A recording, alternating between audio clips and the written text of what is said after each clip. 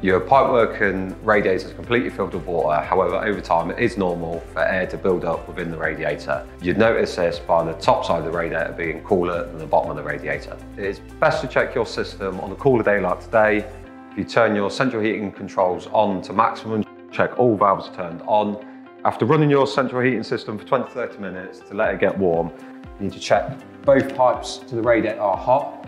If the top of the radiator is cold, this would indicate it does require bleeding. However, if the bottom is cold, this would require an engineer visit to site for a low priority repair.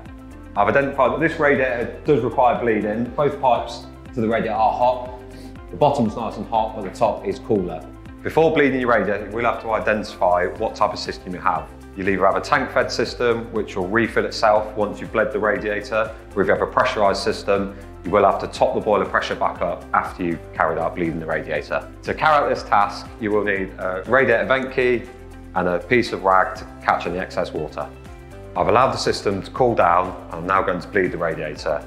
To do this, you place your rag below the bleed point, ensuring the spout is pointing towards the rag. You place your radiator key in and turn anti-clockwise slowly, and you'll hear the air start to come out.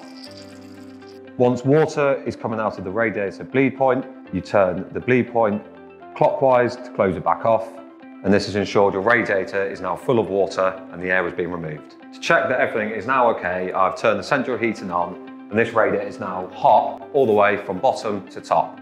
And that is how to vent your radiator. Occasionally you may find that even when your TRV is showing that it's on, that the pin may have become stuck and the radiator is not working.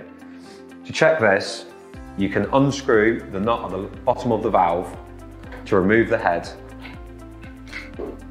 and check if your pin has got stuck in.